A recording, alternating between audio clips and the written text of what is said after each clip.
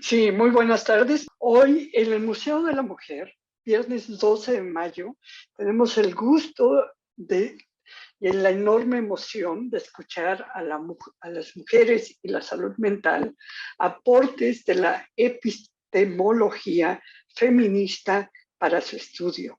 Esto será impartido por nuestra querida doctora Ana Cecilia Chapa Romero, de la Facultad de Psicología y Ciencias. Bienvenidas y bienvenidos al Museo de la Mujer, centro de fusión de una nueva cultura de igualdad sustantiva entre mujeres y hombres. Es un placer presentar y un gusto presentar la semblanza de la doctora en Psicología y Salud por la Universidad Nacional Autónoma de México. Realizó una estancia académica en la Universidad del País Vasco, en España. Actualmente se desempeña como profesora titular tiempo completo definitiva en la entidad académica de la Facultad de Psicología. Sus líneas de investigación son género, sexualidad y salud, violencia contra las mujeres en las instituciones educativas y tecnológicas de reproducción asistida. Del 2015 al 19 fue responsable del programa de prácticas Atención Psicológica a Víctimas de Violencia Sexual de una perspectiva de género en la Facultad de Psicología. También es integrante de varios organismos, como el Sistema Nacional de Investigadores, el cual goza de un nivel 1, en la Red de Ciencia, Tecnología y Género, en la Comisión Tripartita Permanente de la Facultad de Psicología, registros de especialistas en género y feminismos del Centro de Investigaciones en Estudios de Género. Se ha desempeñado como responsable, corresponsable y colaboradora en diversos proyectos de investigación financiados por la Dirección General del Personal Académico de la UNAM, conocido como PAPIT y PAPIME, el ministro de Sanidad y Política Social en Igualdad de España, el Consejo Nacional de Ciencia y Tecnología y el Centro de Prevención y Control del VIH-Sida, CENSIDA. Fue responsable del Programa Integral de Prevención de Violencia contra las Mujeres en el estado de Sinaloa, financiado por el gobierno federal a través de un subsidio de los municipios. Fue asesora nacional del proyecto de fortalecimiento de estrategias nacionales de prevención y reducción de VIH-Sida, financiado por el Fondo Mundial de la Lucha contra el SIDA.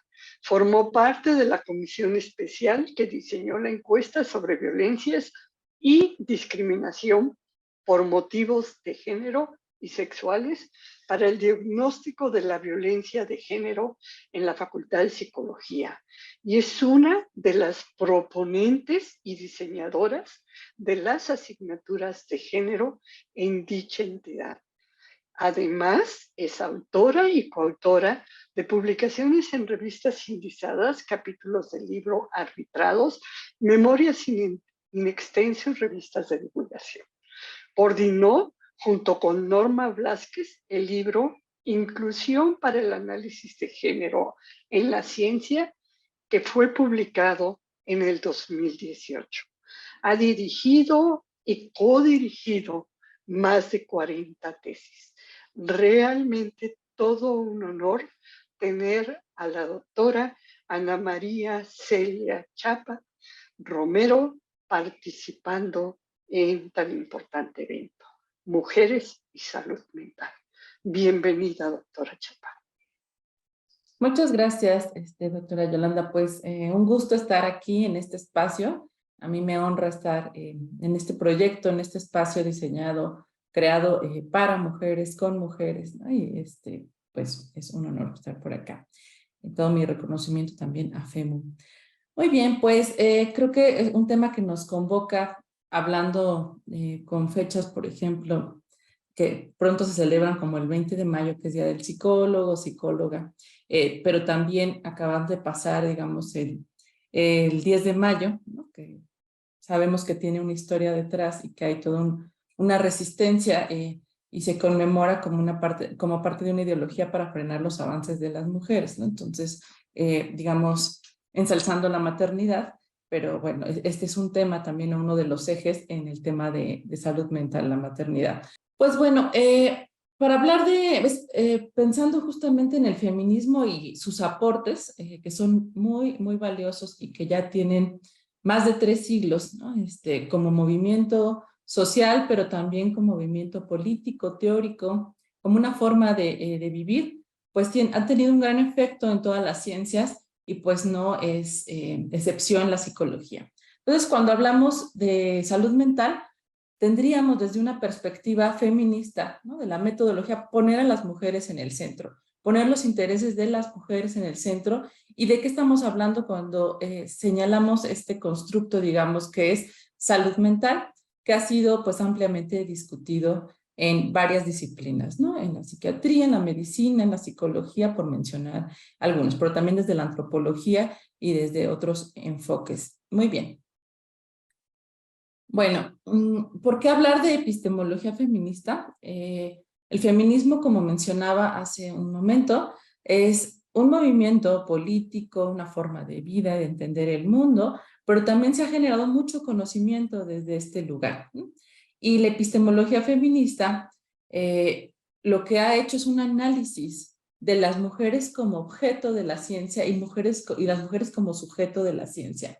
En este sentido, se une a una crítica que se da en las ciencias en el marco de, digamos, los 60s, los 70s del siglo pasado, donde hay un tipo de revolución científica que viene a cuestionar, por ejemplo, desde disciplinas como la sociología del conocimiento, la historia de la ciencia y el feminismo, los sesgos ideológicos o valorativos presentes en la producción de conocimiento y los resultados de ese conocimiento.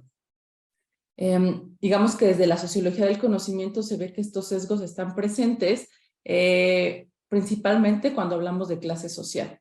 Y entonces, ¿cuáles son los obstáculos pensando en la clase social para producir ciencia, pero también desde las preguntas que se hacen, las preguntas de investigación, los objetivos, la metodología, cuando se hace esta ciencia que está, por supuesto, al ser un producto humano, atravesado por sesgos valorativos. Entonces, desde la sociología del conocimiento se hacía este énfasis y se hablaba de clase social.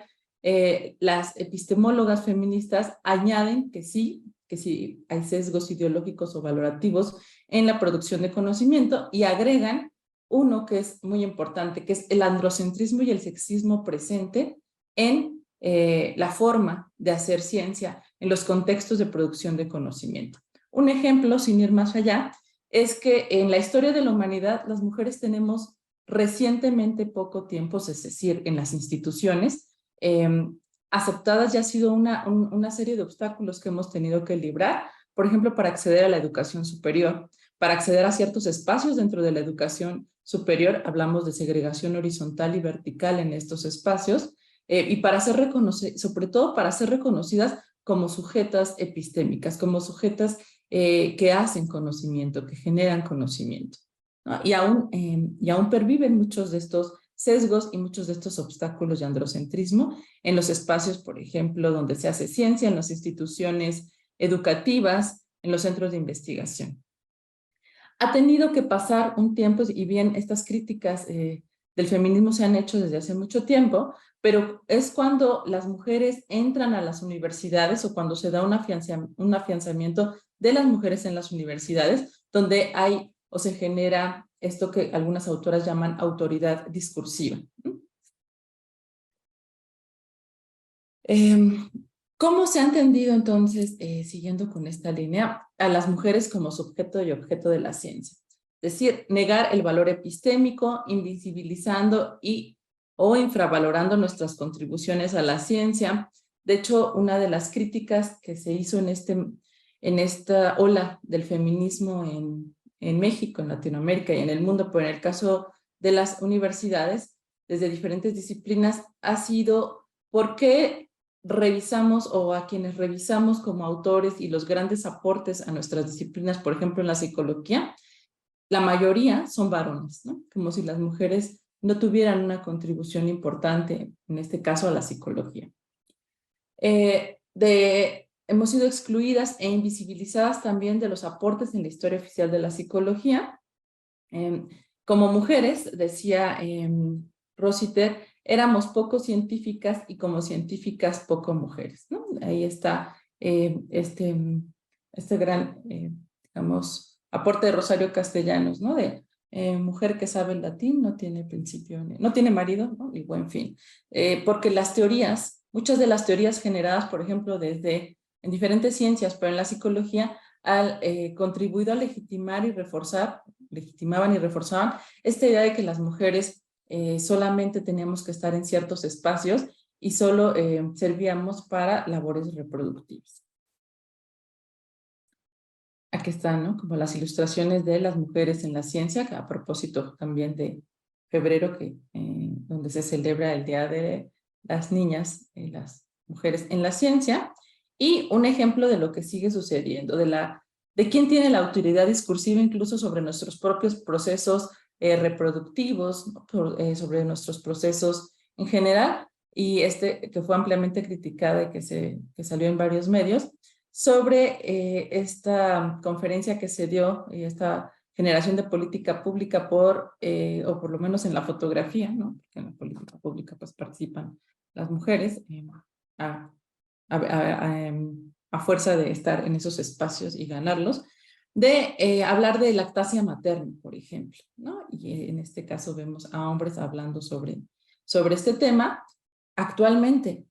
Pero esta foto la traje porque ejemplifica lo que ha sucedido. Por ejemplo, en la psicología, son los hombres los que tuvieron durante muchos siglos la autoridad epistémica para hablar de nuestros procesos y para hablar de nuestra salud mental. Nuestra salud en general y nuestra salud mental en particular.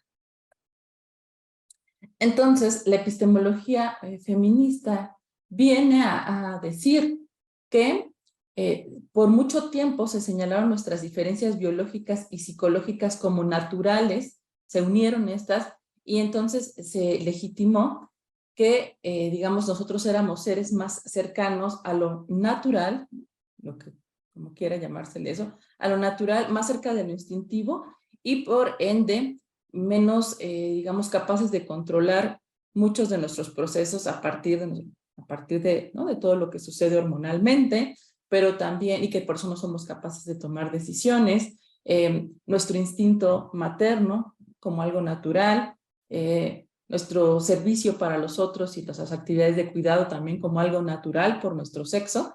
Entonces fue algo de lo que el feminismo se encargó de, digamos, trabajar y demostrar y constatar que no podemos ser definidas por eso que se ha empecinado en llamar nuestra naturaleza, que son sesgos de primer orden, ¿no?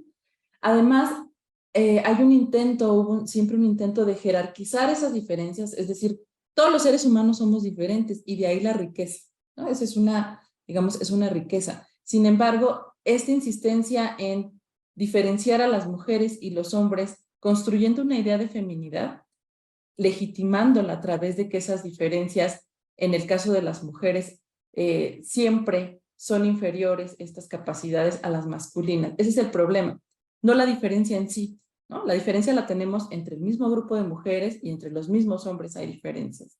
Sin embargo, el problema ha sido tratar de marcarlas tanto, que también, ¿no? Esos son estos sesgos de primer orden, y jerarquizar, es decir, poner a lo masculino como superior. Ese ha sido uno de los grandes problemas. Y justificar en tal inferioridad biológica el estatus social de las mujeres, que son sesgos de segundo orden. Es decir, como seres diferenciados, con procesos biológicos también diferenciados, estos existen, no es que los estemos negando, sino que estos no se traduzcan en desigualdad, que no justifiquen ciertas, que no se le dé una etiología a partir de lo biológico, sino de que se abran las posibilidades y que todos tengamos el mismo acceso y las oportunidades a todos los derechos, pero también en la ciencia está este doble estándar. Por una parte, se exacerban estas diferencias y se jerarquizan, y por otra parte se invisibilizan cuando las muestras, por ejemplo, para ciertas vacunas, para ciertos medicamentos, estuvieron por mucho tiempo conformadas exclusivamente sobre varones. Es decir, la medida sobre la cual se hacía la ciencia y que esta, digamos, tenía esta representación eran los varones, que es el sesgo de segundo orden. Como mencionaba, ha habido en nuestros espacios de generación de conocimiento, en el caso de la psicología y de otras ciencias, una segregación horizontal. En el caso de la psicología, durante mucho tiempo el peso y el foco estuvo centrado en el desarrollo de teoría, en estos grandes laboratorios que eran, digamos, coordinados por varones y que eran espacios sumamente masculinizados, mientras que los ámbitos aplicados, es decir, el trabajo de psicología educativa en las aulas, en las comunidades, las aplicaciones de ciertos instrumentos eran feminizados y por tanto tenían un menor valor, ¿no? Eran infravalorados. Va a ser hasta la segunda, en los periodos justamente de Primera Guerra Mundial y de la Segunda Guerra Mundial, donde estos espacios aplicados, ¿no? En la generación, por ejemplo, de diseños y aplicación de test psicológicos, con toda una intencionalidad también, son ocupados por varones y entonces se da la vuelta y esos espacios son más valorados respecto a los espacios femeninos, que es lo que pasa también con algunas disciplinas o con algunos servicios o campos, por ejemplo, laborales, en donde están las mujeres o donde hay mayor representación femenina, estos, digamos, son menos pagados y menos valorados, y cuando los hombres entran en esos ámbitos, sucede lo contrario, ¿no? Eso sigue pasando y lo podemos encontrar en los indicadores de las brechas de género. Se pasó en el caso de la psicología del no puedo, de que las mujeres no pueden estudiar desde, digamos, históricamente, que hace un recorrido muy interesante Diana Mafía y Silvia García Dauder, sobre las teorías psicológicas que sostenían por qué las mujeres no podían estudiar, desde, digamos, que la sangre que había se iba al útero y entonces eso hacía que no pensáramos tanto ni tan claramente, hasta esta idea de que nuestros cráneos eran más pequeños o nuestros cerebros de menor peso y por tanto no podíamos ni debíamos estudiar. Sin embargo, conforme las mujeres han dado la lucha, porque siempre hemos generado conocimiento, pero para entrar a estos espacios, generaron teorías que digamos, que probaban empíricamente que esto pues era un sesgo ideológico. Las estrategias de resistencia han sido en estos espacios, como en otros de la ciencia y en muchos otros también, desmontar los mitos existentes sobre las diferencias mentales entre los sexos y nuestra inferioridad supuestamente natural. Desmontar también hipótesis de la inferioridad, de la inferior variabilidad física y mental de las mujeres o la naturalización del instinto maternal, que esa ha sido como de las grandes contribuciones de las mujeres en la psicología, bueno, entre muchas otras. Tomando esta frase de Kitzinger, que me parece muy interesante para hablar de las contribuciones de las mujeres al estudio de la psicología, de cómo la psicología construye a la mujer y lo femenino al feminismo que reconstruye la psicología. Esto se dio particularmente, si bien ya ha habido muchas aportaciones, como por ejemplo dentro del psicoanálisis, que las mujeres hablaran de los propios procesos de las mujeres, como un texto, por mencionar algunos, de la mascarada de la feminidad, de Joan Rivière, ¿no? Y de otros textos que se centraron en las mujeres, ¿no? Este interés de las mujeres por estudiar a las mujeres, porque pues resultaba peculiar que quien hablaba de nosotras eran los hombres, ¿no? Otro es el empapelado amarillo, es este de la mascarada de la feminidad de Joan Rivière, pues desde 1929, ¿no? Hay muchos textos también anteriores a este, pero mencionar alguno, el empapelado amarillo de Charlotte Perkins, que también habla de del papel, ¿no? Social de las mujeres y el impacto que tiene también en procesos psicológicos. La segunda ola del feminismo también viene a traer muchos cuestionamientos al interior de la psicología, o cuestiona, interpela a la psicología y su quehacer, particularmente con estos grupos de concienciación que se dan dentro de esta segunda ola del feminismo, en donde se realizaron análisis crítico sobre el sexismo y el androcentrismo en la psicología y cómo la psicología perpetuaba este dominio y esta opresión. También hay una alianza muy importante en esta época y que abre la puerta a las psicólogas feministas.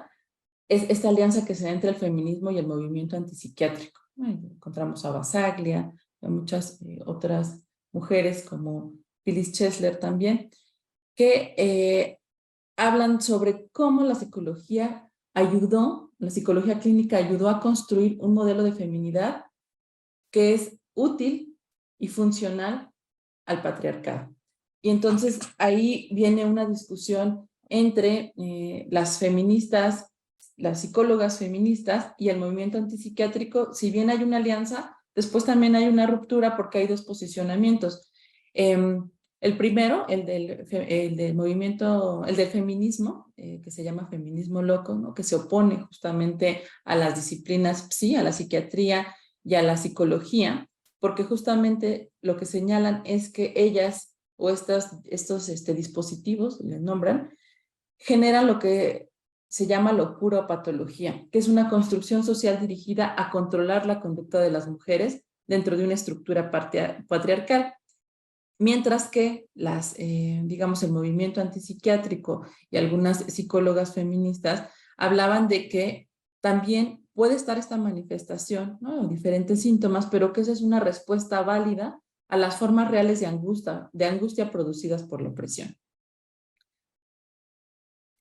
Otro también en esta época, ¿no? Digamos, junto a la segunda ola del feminismo y cómo esto tiene un impacto en todas las disciplinas, en la psicología, que es el tema que nos está convocando hoy, es la fundación de la Asociación de Mujeres Psicólogas, ¿no? La AWP por sus siglas en inglés, que justamente se interesa por los temas de las mujeres, no como un apéndice dentro de la psicología, sino como un tema relevante que se tiene que poner en el centro. La tercera y cuarta presidentas de la APA, Ana Anastasi en 1972 y Leona Tyler en 1973, ¿no? También hacen una gran aportación al poner estos temas en el centro, ¿no? Y al tener una representación entonces de mujeres en la psicología. La locura y el confinamiento psiquiátrico como expresión de la falta de poder de las mujeres es algo que se ha explorado mucho en el caso de México, pues Cristina Rivera Garza en este libro de La Castañeda y en su novela Nadie me verá llorar, pero también hay mucha investigación sobre qué es lo que pasaba en este confinamiento psiquiátrico, ¿no? ¿Por qué las mujeres eran recluidas ahí? Por no cumplir con los mandatos o con esta feminidad construida, ¿no? Que servía o que era funcional a un sistema patriarcal. Y entonces eran confinadas en estos espacios o en estos cautiverios que también ha estudiado pues mucho Marcela Lagarde. Entonces, una pregunta que surge es si, ¿no? que plantea Silvia García Dauder, es que si la locura es en sí misma una resistencia feminista o el precio a pagar por la misma. Y en esta revisión, pues habla de las vidas de Kate Millett, ¿no? Y de Shulamit Firestone, que fueron, digamos, confinadas en unos hospital, ¿no? En este confinamiento psiquiátrico, por las llamadas parálisis emocionales y que ellas mismas cuestionan en este libro que escribe Kate Millett sobre su internamiento, que es una situación producto de duros conflictos familiares y de agotadoras luchas dentro del propio feminismo, ¿no? Digamos, esta transgresión tiene un costo porque hay que estar todo el tiempo peleando en diferentes espacios. Y también pues nos hacen reflexionar sobre esta pregunta. Otro ejemplo es ¿no? de esta psicología con este corte feminista y estos cuestionamientos es el de Naomi Weinstein, que señala que hasta que los psicólogos no comiencen a respetar la evidencia, hasta que no empiecen a analizar los contextos sociales en los cuales la gente se mueve, la psicología no tendrá nada sustancioso que ofrecer. Lo que está claro es que hasta que las expectativas sociales hacia varones y mujeres no sean iguales y hasta que no proporcionemos el mismo respeto a ambos, nuestra respuesta a esta cuestión, la existencia de diferencias sexuales inmutables, simplemente reflejará nuestros prejuicios, que es justamente cómo puede estar sustentada y justificada como una teoría científica, algo que está lleno de sesgos sexistas. Muy bien. Y entonces, siguiendo con estos aportes de la epistemología feminista, encontramos lo que mencionaba sobre estos sesgos sexistas o de género. Dar por sentada la diferencia sexual, que es lo que veíamos en estos sesgos de primer y segundo orden. Dar por sentada la diferencia sexual y naturalizar la existencia de enfermedades específicas de cada sexo. Donde hay una mayor representatividad de mujeres en, por ejemplo, lo que se conoce como trastornos, que no me gusta tanto este término, pero por utilizar algunos, ¿no? Que están en los manuales de clasificación del CIE y del DSM, donde hay mayor prevalencia, las mujeres tienen mayor prevalencia en esto que se conoce como trastornos del estado, ¿no? Del estado de ánimo psicoafectivos, y los hombres están más representados en los que se conocen como trastornos de conducta, ¿no? Y que lo que muestran es que también hay sesgos en el momento del diagnóstico, en la creación del diagnóstico, pero también en el momento del diagnóstico. Muestras conformadas exclusivamente por varones, que es lo que señalaba, y que en la medicina fue algo que sucedió durante mucho tiempo, es decir, negando que nuestros procesos hormonales y biológicos son diferenciados, incluso entre las propias mujeres, pero en comparación con los hombres, y que entonces muchas veces esos efectos que podrían tener los medicamentos o las vacunas, un tratamiento, pues no tenía o no era igual para ambos. Entonces es esto de tomar como referente universal al varón. Circunscripción de la salud de las mujeres a su salud reproductiva, ¿no? Al trastorno disfórico premenstrual, que se ha analizado por muchas psicólogas feministas, por psiquiatras, de que es interesante porque también aquí entra la industria farmacéutica. Entonces, rápidamente lo que se ofrece es la medicalización a los malestares, y si bien puede haber alteraciones del estado de ánimo ¿no? y síntomas específicos durante esa etapa, digamos que son infravaloradas las molestias que se pueden suscitar. Por ejemplo, los estados de ánimo que pueden cambiar, el enojo. Y entonces el enojo es solamente digamos, permitido durante esa etapa, pero al mismo tiempo es infravalorado porque estás en tus días. La depresión postparto también es otra de estos ejemplos de cómo se nos ve a partir solamente de nuestros procesos reproductivos, pero sin analizarlos profundamente. Entonces la propuesta, ¿no? Las críticas que se hacían desde el feminismo, desde estos aportes de la epistemología feminista, en el caso de esta psicología androcéntrica, era el fin de la culpabilización de las madres o de las víctimas de violencia sexual, que todavía sigue sucediendo, ¿no? Es decir, en muchas de las teorías de corte psicoanalítico, pero también en otras teorías, las madres terminaban siendo responsables de todo. Y lo vemos también en muchos casos que se fundamentan y se legitiman en estas teorías cuando se habla, por ejemplo, de asesinos seriales, ¿no? Que ahora podríamos decir feminicidas seriales, de cómo la madre conformó el carácter o esa subjetividad, ¿no? Y entonces no se hace mención a la función paterna, por ejemplo, en estos casos, y no se habla de un contexto que puede ser también generador de violencia, ¿no? Entonces se deja la culpa o la responsabilidad a nivel individual y a las mujeres, ¿no? Dejando toda la crianza también nuevamente como su responsabilidad y naturalizando que por ser madres, ¿no? Entonces tienen, digamos, esta responsabilidad de todo lo que suceda con sus hijos. También se exigía poner un final a la patologización de la agencia sexual en mujeres o de su ira. Es decir, si las mujeres manifestaban una inconformidad, que es algo que ha documentado, por ejemplo, Eva Iluz en su libro, en un capítulo del libro La salvación del alma moderna, de qué manera estas teorías, ¿no? Ella habla del psicoanálisis, pero en general hay muchos otros también modelos psicológicos que tendían a patologizar la ira de las mujeres o su inconformidad, por ejemplo, porque se sentían inconformes con su papel de cuidado, de ser madres, porque se sentían poco reconocidas, poco valoradas, porque se sentían tristes o enojadas. Y entonces esto inmediatamente se patologizaba. También su agencia sexual, ¿no? Incluso mucho encontramos historias de que en este confinamiento psiquiátrico se encontraban mujeres que eran patologizadas por esto y recluidas, y también porque tenían esta agencia sexual y la manifestaban, ¿no?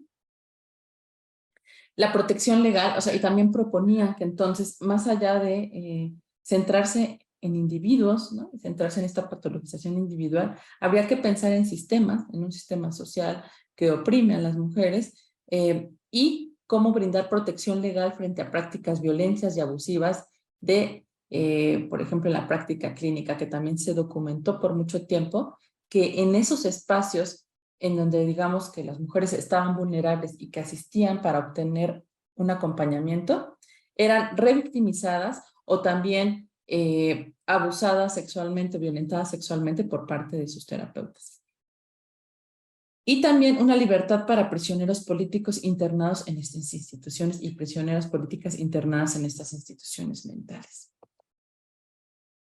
Bueno, entonces podemos hablar de salud mental de las mujeres por utilizar un concepto que también tendrá sus arduas discusiones sobre que este término puede ser reduccionista porque se centra solamente o porque se ha sido enfocado desde un modelo biomédico, reduciendo pues todos estos, digamos, estructuras de poder, todo el acceso, la negación de acceso a las mujeres al sistema de salud, económicos, políticos, culturales. Entonces, pero es un término que solo es por mencionar alguno, y algunas otras han hablado del malestar femenino o del malestar que no tiene nombre, como lo nombraba Betty Friedan.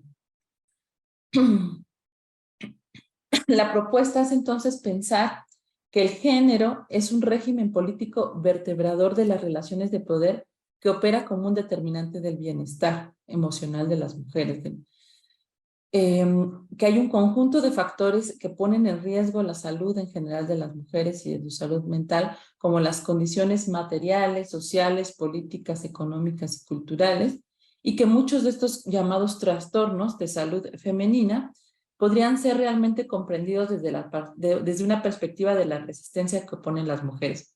En el caso de Kate Millett, por ejemplo, por mencionar alguno, pero que también documenta Cristina Rivera Garza, decía en este libro sobre la Castañeda, pero también en su novela de Nadie me verá llorar.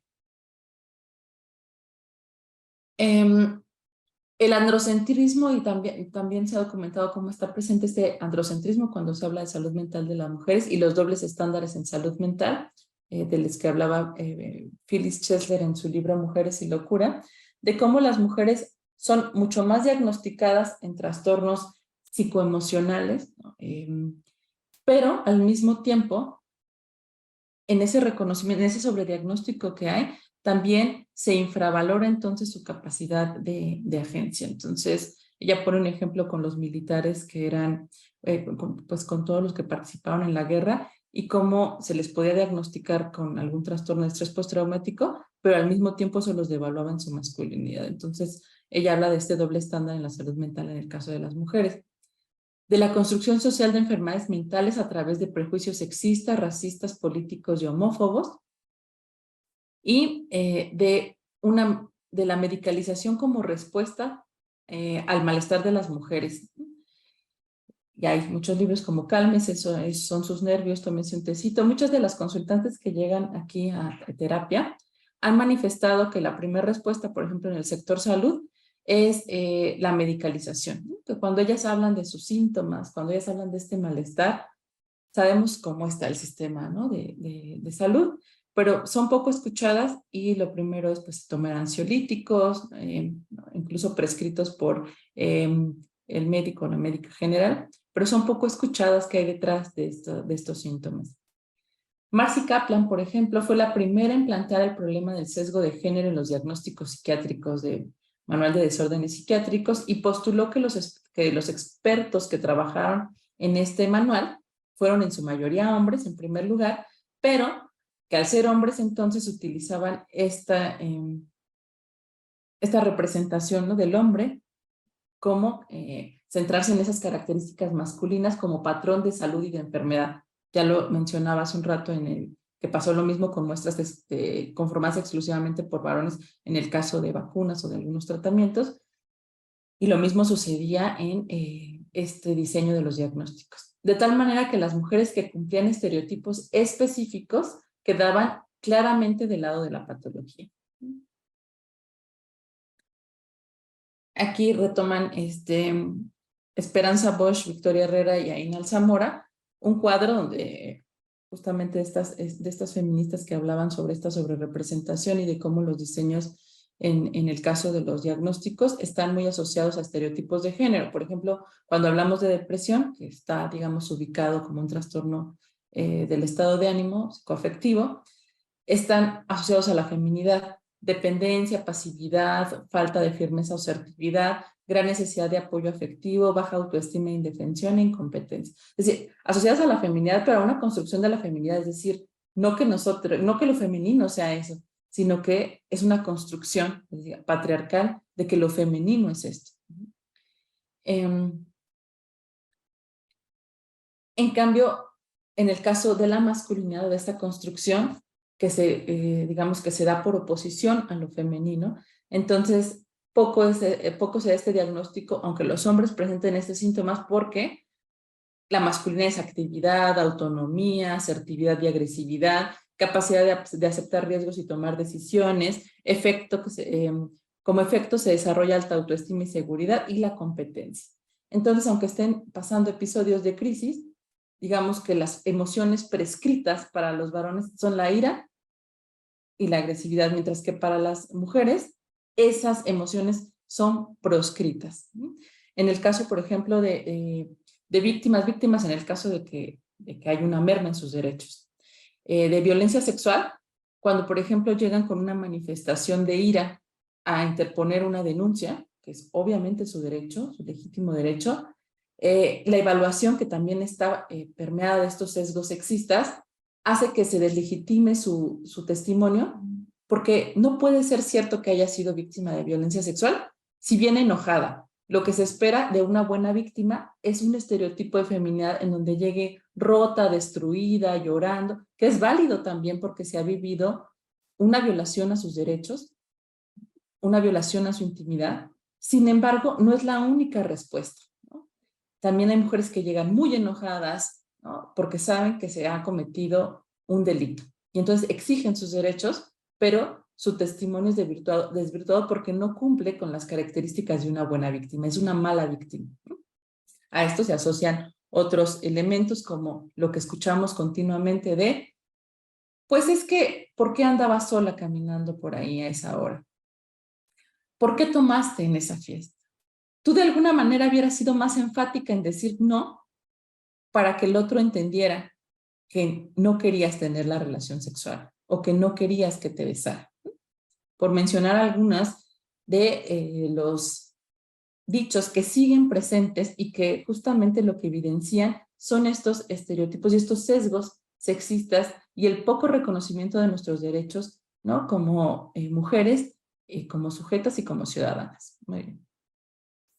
Y aquí es importante también pensar cuando hablamos de este tema de la salud mental de las mujeres, que la condición es compartida, como dice Marcela Lagarde, por todas, que es una condición de opresión. Sin embargo, nuestra situación es la que nos hace también, o lo que hace la diferencia. Por ejemplo, la edad, el nivel ocupacional, el número y la edad de los hijos, el estado civil, las situaciones de duelo, las violencias y las condiciones laborales. De hecho, una de las propuestas que se hacía cuando se miraban los sesgos presentes en los manuales diagnósticos es que se tendría que estudiar con mayor profundidad el efecto que ha tenido esta violencia sistemática sobre nosotros o la que vivimos día a día en nuestra salud mental. Y también otras investigaciones, digamos, en este corte empírico, se han centrado en destacar cómo, por ejemplo, las mujeres con menor ingreso, mayor número de hijos y que no cuentan con un empleo, con una condición laboral que es precaria. Ya sabemos también, si vemos los indicadores, que las mujeres estamos más representadas o representamos más el trabajo, bueno, además de que hay una brecha en el salario, ¿no? Respecto a los varones, también en el trabajo informal, ¿no? Entonces esto nos hace que carezcamos de derechos como el derecho a la salud, ¿no? El derecho a la pensión, etcétera. Entonces estas condiciones pues hacen que haya una merma en la salud mental, pero también mujeres que, por ejemplo, se dedican exclusivamente a las labores del del hogar y que por supuesto no hay un reconocimiento de este trabajo, no hay un pago por este trabajo, pues también pueden presentar mayores prevalencias de síntomas, ¿no? De malestar emocional. Los hombres, en cambio, que están solteros y que ya, digamos, que las expectativas es que estuvieran casados a cierta edad, muestran mayores prevalencias, por ejemplo, de estos mismos síntomas de depresión, y esto pues lleva a pensar que no hay alguien que gestione tanto sus emociones como que les resuelva el día a día, ¿no? En cambio, los hombres casados tienen mejores niveles de salud mental. Entonces esto hace que esto siga representando una merma para las mujeres, porque en el caso de las mujeres es lo contrario. Mujeres casadas, con mayor número de hijos, con dedicación exclusiva al hogar, pues presentan, ¿no? Digamos, mayores situaciones de riesgo para su salud mental. Prácticas sociales relativas al ejercicio de la maternidad, que también, o sea, esto también podría ser, digamos, considerado en estos términos como factor de riesgo, o que merman el derecho, ¿no?, a una salud mental en las mujeres, son las referentes al ejercicio de la maternidad. Recordemos que la maternidad está en el centro de estos mandatos de género, pero además es una maternidad que recae exclusivamente en la crianza y los cuidados, exclusivamente en las mujeres. Y eso, por supuesto, también tiene un impacto importante en la salud, ¿no? Pues conllevan un alto nivel de expectativa respecto al cumplimiento. También en el consultorio y en los espacios, digamos, de estos grupos de mujeres, un tema central es ese. Cómo hay constantemente una culpabilización por no ser lo suficientemente, digamos, no cumplir con esta expectativa de ser buenas madres, de siempre tener esta responsabilidad del trabajo que es poco valorado, etc., ¿no? Hay también se ha reportado que en las mujeres que, por ejemplo, están en los espacios, bueno, todas las mujeres trabajamos de diferente manera, pero que, digamos, perciben un ingreso por esta actividad, el trabajo productivo, hay también, o se puede presentar también riesgo, también un impacto en la salud mental, por este conflicto permanente entre las mujeres que han decidido tener una familia, pero las políticas, por ejemplo, laborales, no se adecúan a que haya una armonización de esta vida familiar con la carrera laboral, ¿no? Hay que también probar todo el tiempo en estos espacios laborales la valía de lo que se sabe, de lo que se hace. Hay mayor hostigamiento y acoso sexual, ¿no?, por mencionar algunas de las situaciones que se tienen que enfrentar en ese espacio. Y entonces, todo esto nos lleva a pensar por qué se necesitaría, frente a estos sesgos que están presentes, que han estado presentes, que afortunadamente se han visibilizado, pero que siguen en esta práctica, un acompañamiento psicológico feminista. Retomo esta frase de Marcela Lagarde en su libro de Claves feministas para el poder y la autonomía de las mujeres, que parte de la reivindicación del feminismo es tener recursos terapéuticos feministas para las mujeres para actuar sobre la conformación de las subjetividades de las personas. Pero así como puede ser muy positivo ser recursos de calidad feminista, es muy peligroso cuando tales procesos no se hacen feministamente, porque se reinstalan las personas en esquemas patriarcales y los estragos hacia las mujeres son enormes. Pensando en ello y justamente en las aportaciones que han tenido las mujeres a la psicología, una de las diferencias fundamentales entre terapias androcéntricas y terapias feministas sería que las terapias feministas ponen a las mujeres y sus expectativas y sus experiencias, perdón, y sus necesidades en el centro, mientras que las terapias androcéntricas pretenden ser libres de valores y apolíticas. En las terapias feministas se enfatiza la importancia del sistema de valores y de los aspectos políticos. En las terapias androcéntricas se recurre a constructos intrapsíquicos de personalidad, de diferencias biológicas en el desarrollo, en las funciones cognitivas, y con esto se explica la psicopatología, que tiene un carácter esencial y ontológico, mientras que en las terapias feministas la psicopatología se ve como resultado de la opresión, o bien, como decía el movimiento, el feminismo loco, pues dice que esto es un dispositivo, ¿no?, que no existe, que esto es un dispositivo para controlar a las mujeres. Se refuerzan los papeles sexuales tradicionales y se promueve el ajuste a las normas sociales vigentes, ¿no? lemas centrales o objetivos centrales en las terapias androcéntricas es esta adaptación, este ajuste, mientras que en las terapias feministas se problematizan los mandatos de género, la construcción de la feminidad y los criterios de normalidad y adaptación que conllevan. Las terapias androcéntricas son neutrales frente a la violencia y las terapias feministas se posicionan frente a la violencia. No puede haber neutralidad.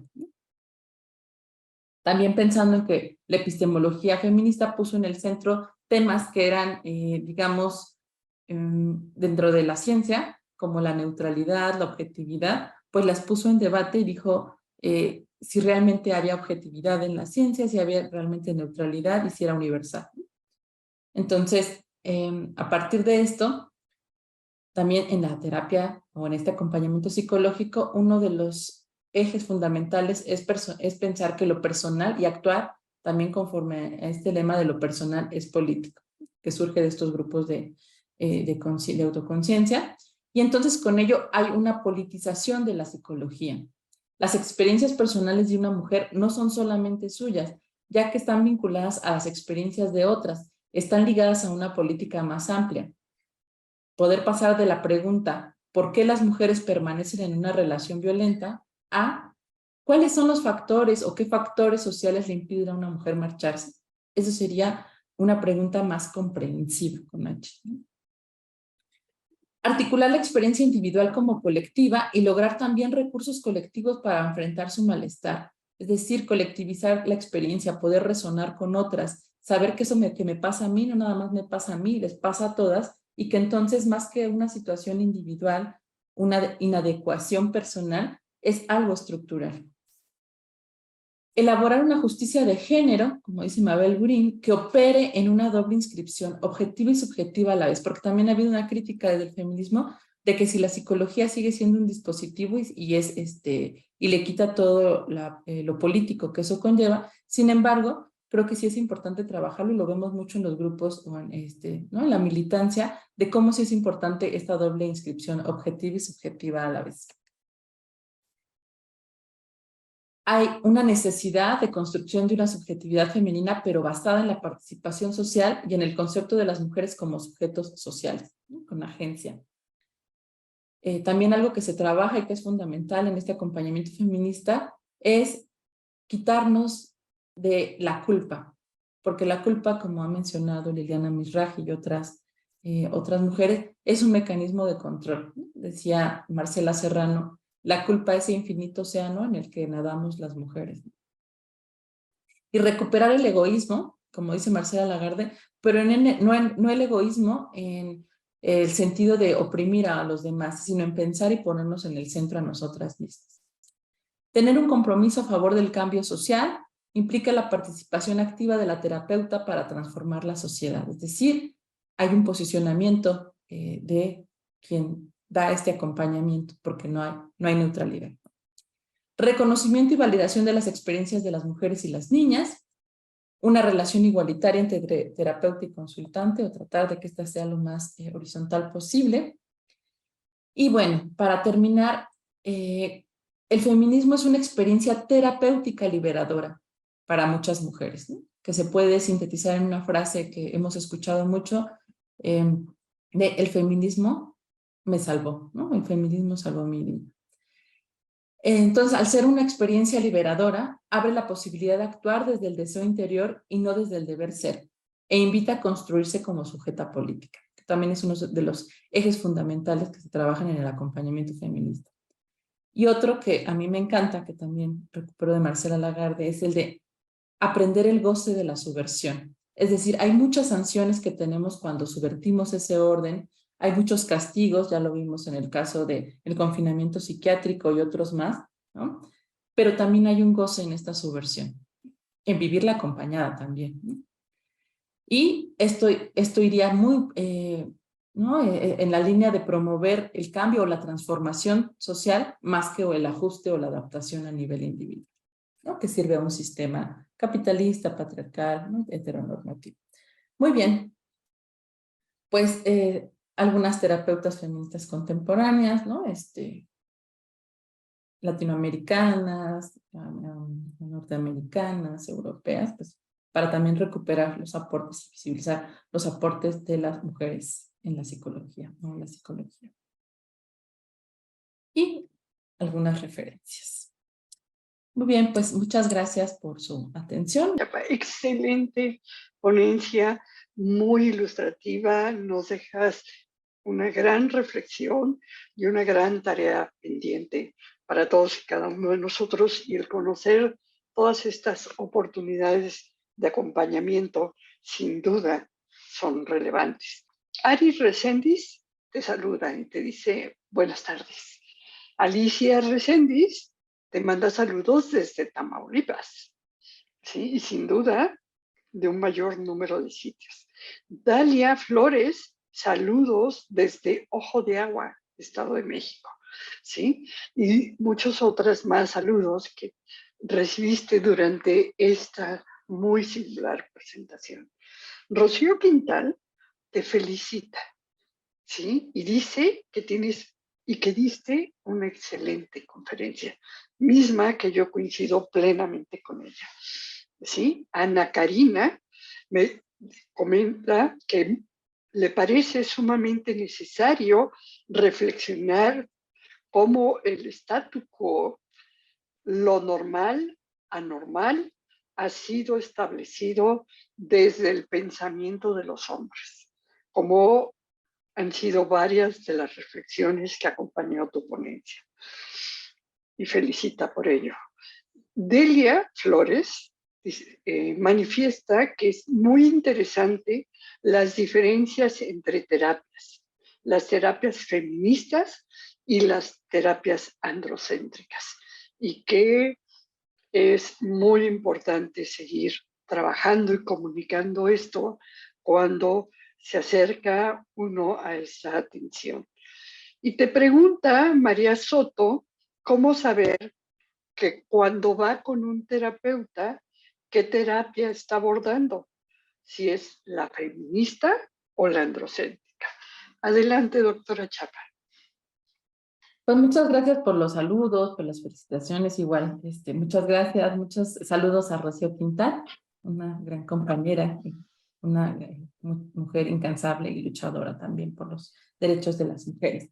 Pues sí, sin duda, el referente y la medida ha sido el varón, como en otras ciencias, en el derecho, ¿no? En muchas, en la medicina. ¿Cómo saberlo? Esa es una pregunta muy importante, muy interesante, para que podamos distinguir.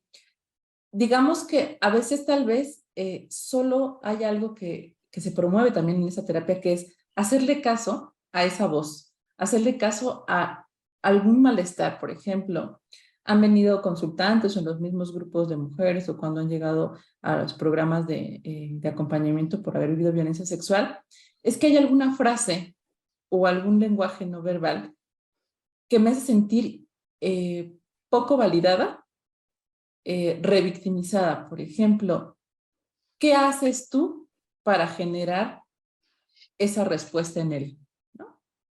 Esa, por supuesto que no es una perspectiva feminista, porque vuelve a dejar la responsabilidad en nosotras. Digamos, hay que trabajar con las cosas que tenemos ¿no? Pendientes, pero la violencia sabemos cuál es el contexto en el que se origina y la otra persona tiene la responsabilidad de ejercerla. Ese es un ejemplo. ¿Qué hiciste para ello? Cuando se invalida, por ejemplo, nuestro cansancio o nuestro hartazgo frente a estos, digamos, como se naturaliza esta idea de que debemos cumplir con ciertos mandatos de la maternidad, sexuales, laborales, cuando son cuestionados y nosotros vamos porque tenemos en el fondo esto que nos está diciendo es injusto, algo pasó aquí y se nos invalida, creo que ahí es cuando estamos pudiendo pensar en terapias sexistas. Muchas de las terapias, por ejemplo, androcéntricas, también veían el abuso o la violencia sexual desencadenada o que se precipita, que las mujeres, ¿no? Lo precipita. Aquí es bien interesante porque aportes como los de Leonora Walker, por ejemplo, permitieron ver a través de entrevistas y no solo cuestionarios qué pasaba con las mujeres, cómo narraban estos episodios de violencia y por qué entonces esta idea de factores precipitantes o que nosotros precipitamos la violencia pues no tenían cabida, ¿no? Entonces, porque mientras que para los hombres la ira es una emoción prescrita y que además se valida, bueno, es que pues obvio que se enoje, ¿no? Por todas estas circunstancias. Entonces, se anula su responsabilidad y se nos pone a nosotras en ¿no? Cargando algo que pues no nos corresponde y que tiene unos efectos sobre nosotros. Entonces, creo que esas son básicas. Ahí, siempre que yo he tomado terapia o que cuando he acompañado, está esto de algo pasó, una frase que a mí no me resonó, que tiene que ver con revictimización, con poca validación. Les decía, y eso es diferente a cuando yo necesito trabajar algo que tal vez no veo y para eso estoy en la terapia. Pero cuando tiene que ver con este sistema y con este orden donde se justifica la violencia que otro ejerce contra nosotros, se invalida el cansancio que podemos estar teniendo frente a todos los mandatos, se castiga nuestra transgresión a eso que se nos dice que debemos ser, creo que ahí hay unas pistas para que sepamos que pues no se está mirando realmente desde una perspectiva crítica de género o desde una perspectiva feminista. Muchas gracias, doctora Chapa. Siguen los saludos de Verónica Chavira, quien te manda a saludar desde la lejana Chihuahua, y María Fernanda, un poquito más cerca, de Iztapalapa. Te hacen comentarios, Carmelita Solano, qué gran conferencia. Aprendió mucho. Muchas gracias. ¿Sí? Berenice Jiménez Nogues, excelente ponencia. Gracias por contribuir al cuidado de la salud mental. ¿Sí? Y todas ellas te dan muchos likes de ser tan generosa en compartir tu conocimiento. ¿Tienes preguntas? Sandra Hernández te pregunta, ¿cómo asegurar que el acompañamiento psicoterapéutico siempre tenga un enfoque feminista? Muchas gracias, muchas gracias por sus bonitos comentarios, muchas gracias. Bueno, además de esto que enfatizaba de que algo no sucede, como esto de sabernos mirar, escuchar, también algo que debemos hacer siempre que acudimos a un acompañamiento terapéutico es solicitar las credenciales de la persona que lo está brindando. Eso es un derecho que tenemos. Entonces, ¿dónde se formó? ¿Cómo se formó? ¿En qué instituciones se formó? Las credenciales que lo acreditan, ¿no? Entonces, a veces nos da mucha pena pedirlo, ¿no? Decimos, no, pues, ¿cómo? Sí, porque también está esta idea de quién es el experto o la experta y cómo voy a cuestionar eso, ¿no? Pero por supuesto que tenemos el derecho cuando estamos nosotros, sea en una institución pública o privada, o paguemos el servicio, digamos, privado. Generalmente, uno de los lineamientos es que tengamos nuestras credenciales a la vista, ¿no? Nuestros certificados, nuestra cédula o nuestros títulos ahí, pero también podemos preguntar cuál es el enfoque o el modelo terapéutico que manejas y si ese enfoque tiene una perspectiva de género. A lo mejor hay quien te diga, no, ¿qué es eso? ¿No? Hay quien se opone definitivamente. Aquí la idea es que puede ser cualquier modelo. De hecho, las críticas que empezaron en la psicología a este androcentrismo fue desde el modelo, por ejemplo, de la teoría sistémica, que reforzaba mucho la idea del lugar que tenía la mujer en la familia, de la función, ¿no? Además funcionalista, que la mujer tenía que tener y que entonces muchos de los problemas en este sistema familiar se ocasionaban porque no nos adecuábamos a nuestro rol. Y entonces muchas de las terapeutas familiares dijeron, no, eso está reforzando un papel que tenemos las mujeres y eso es lo que está generando su malestar, su inconformidad, ¿no? Lo cuestionaron, la terapia humanista también, en el psicoanálisis, por supuesto, pues ya hablaba desde Joan Rivière como en esta mascarada de la feminidad, dice que las mujeres para adaptarse a entornos hostiles, donde se nos rechazaba por nuestra incursión, por ejemplo, en el ámbito público, teníamos que utilizar, o algunas utilizaban esto que se conocía como la mascarada de la feminidad, que es mostrar una exacerbada feminidad, ¿no? O sea, yo no puedo, ayúdame tú, ¿no? De mostrarse linda, etcétera, para que entonces no recibieran tanta hostilidad. Si tú demuestras lo contrario en estos espacios, todavía sigue sucediendo, pues dicen que eres, ¿no? Con muchos adjetivos, pero no aceptan ese papel como de poder de las mujeres, poder en positivo, en tener un papel, y entonces te empiezan a juzgar.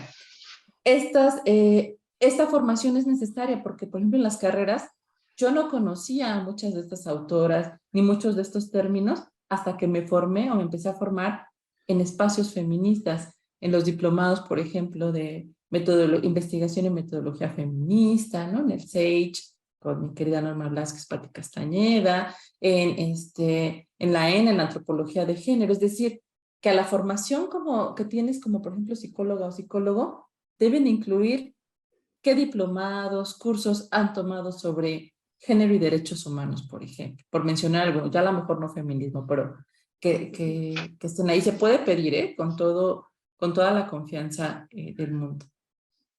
Muy bien, muchas gracias. Berenice Jiménez Nogués pregunta, ¿existe una gran necesidad de atención y cuidado a la salud mental de las mujeres? Sin duda, totalmente cierto. ¿En dónde se pueden acudir las mujeres que no tienen la capacidad económica para cubrir el costo? Esa es una pregunta también muy importante, un planteamiento muy importante, porque digamos que el Estado, ¿no? Nosotras somos ciudadanas, pagamos impuestos de cualquier manera o a través de nuestro trabajo de cuidado, de este trabajo reproductivo, sostenemos un sistema económico. Y entonces el Estado debería proveer, esto es un derecho, ¿no? Derecho a la salud mental, al bienestar emocional, pero no lo hay, ¿no? Digamos que en las instituciones públicas, el IMSS, el IMSS, el ISSSTE, debería proporcionarlo, pero sabemos que hay una o un psicólogo para atender a muchísimas personas y les dan la atención una vez al mes, si bien te va, y pues un tiempo muy corto, ¿no? El que estás ahí. Entonces, hay asociaciones con esta mirada, con este enfoque feminista, como Psicólogas Violeta, que tienen, digamos, un costo de recuperación pues mínimo. Sorese, no sé ahorita cuánto esté cobrando, hace que también trabajan psicólogas con esta formación feminista. Son, por mencionar alguna, dos de ellas. Y bueno, las lunas, que brindan también apoyo terapéutico, o sea, legal y terapéutico, en el caso de haber vivido violencia, pero bueno, también pues, son muchas las violencias que vivimos, entonces podría solicitarse ahí el servicio, ¿no? Entonces, lo que yo tengo referencia de algunas lunas es que sí brindan un apoyo importante y se trabaja grupalmente, ¿no? Es terapia que, como mencionaba, colectivizar la experiencia es un trabajo que también se debe de hacer, resonar con otras mujeres. Entonces, son algunos de los espacios, digamos, con carácter de cuota de recuperación mínima o que son gratuitos, ¿no? Como en el caso de las lunas.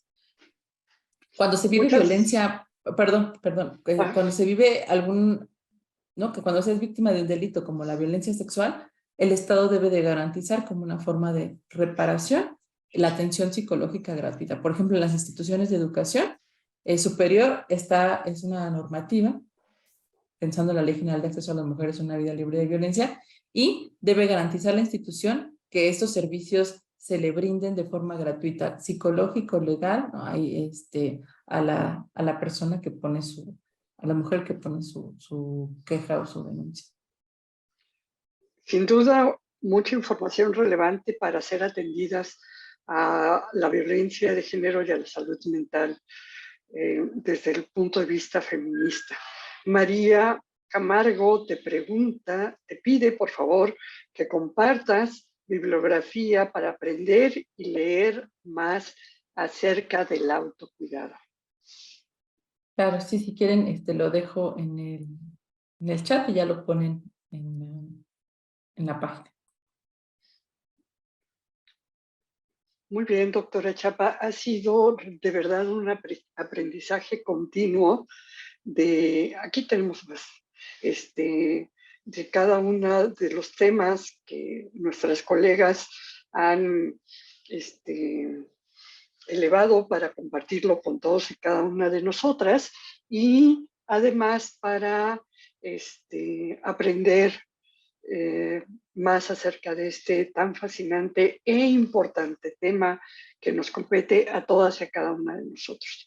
Sandra Hernández te pregunta, ¿y cómo hacer un alcance más amplio para toda la población sobre este tipo de procesos psicoterapéuticos? Sí, de hecho, recuerdo que a propósito de la pregunta, uno de los, digamos, de lo que pedían, de lo que exigían las chicas en todo este movimiento que se dio, bueno, que se ha venido gestando desde el principio del siglo, pero que tomó mucha mayor fuerza a partir del 2016 con Mi Tú, Yo Sí Te Creo, hashtag Mi Primer Acoso, y que tuvo mucho impacto y que generó muchos cambios, o que está generando muchos cambios en las instituciones educativas. Bueno, yo hablo de eso porque es el espacio en donde estoy.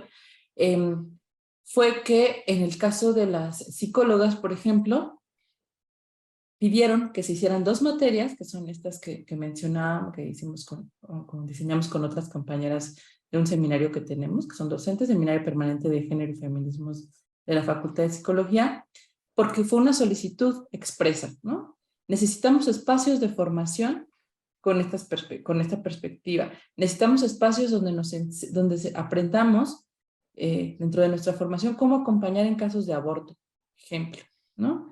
¿Cómo acompañamos, por ejemplo, a familiares en el caso de familiares que han padecido estas desapariciones forzadas o feminicidio? ¿Cómo acompañamos a mujeres que vienen buscando atención para la violencia sexual y que han vivido violencia sexual y que esto no sea revictimizante? Por mencionar algunos de los temas, ¿no?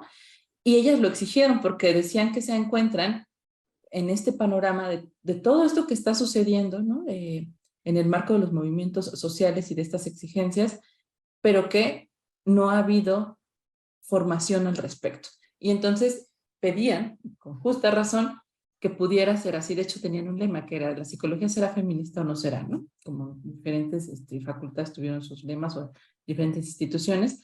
Y era esto. Entonces, incorporar a la currícula, creo que eso es fundamental, a todas las currículas de todas las disciplinas, incorporar esto, o incorporar estas materias, pero también transversalizarlo en la currícula, que es una de las, digamos, normativas que también se han venido señalando, transversalizar en la currícula. Porque sí, en efecto, en comparación con quienes egresamos y nos formamos en esta disciplina, pues yo diría que es un porcentaje mínimo quienes además se preocupan por formarse bajo esta perspectiva, porque tiene que haber un cambio también que venga, pensando que lo personal es político, de alguna situación que se ha vivido y que te hace despertar esta conciencia feminista, ¿no? Y entonces, a partir de ahí, cómo este mismo proceso que yo he vivido me lleva a querer saber más y a formarme. Eso no se estaba dando hasta hace poco tiempo en la currícula.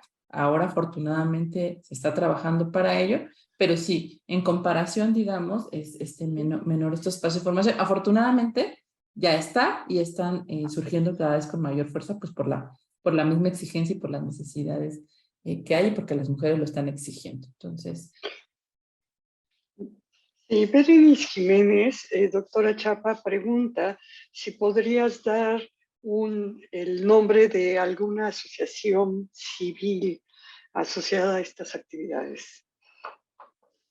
sí, claro, hay una que se llama, una asociación civil que trabaja con infancias y con mujeres que han vivido violencias, principalmente sexuales, es la Casa Mandarina, AC.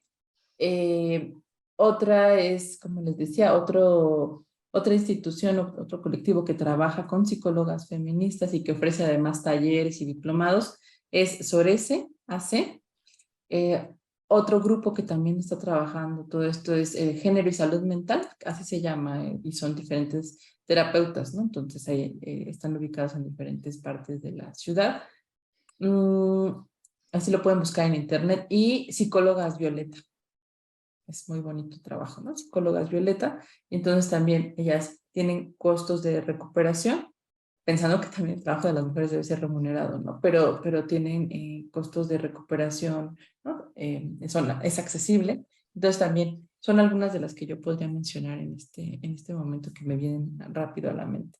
Y como mencionaba, gratuitamente las lunas hay que solicitar la atención y por supuesto que tienen derecho a recibirla, ¿no?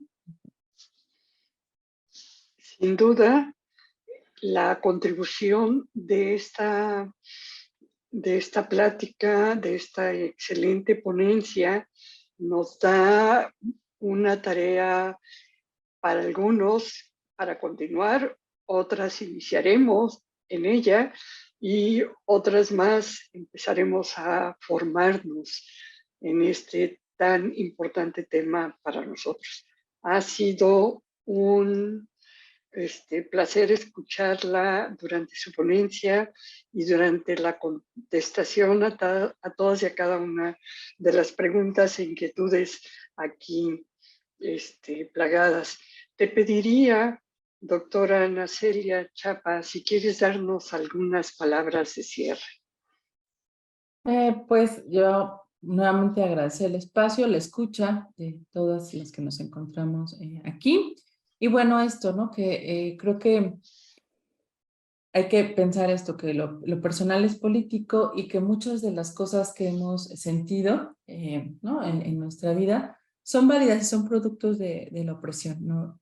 Hay que pensarlo siempre y politizarlo ayuda a quitar culpa, ¿no? Ayuda a quitar mucha culpa y que cuando sientan que ese no es el lugar donde están siendo escuchadas, ¿no? Donde no son reconocidas sus experiencias y sus conocimientos, porque también uno de los ejes fundamentales en esta terapia es quien es experta en su propia vida somos nosotras, porque somos sujetas ¿no? que generan conocimiento y la experiencia también es un concepto central. Entonces yo creo que hay que hacer caso a eso que nos está haciendo sentir incómodas. Pues muchas gracias. No, muchas gracias a usted, doctora Chapa, y recibirás el reconocimiento, la entrega del reconocimiento por esta espléndida ponencia. El Museo de la Mujer otorga el presente reconocimiento a la doctora Ana Celia Chapa Romero de la Facultad de Psicología de la UNAM por la impartición de la conferencia Mujeres y Salud Mental, aportes desde la epistemología feminista para su estudio. Esto ocurre el día de hoy, 12 de mayo del 2023, en la Ciudad de México, y quien lo firma es la doctora Patricia Galeana, fundadora y directora. Y en su nombre, muchísimas gracias por compartir este conocimiento, este entusiasmo, este compromiso, ¿sí?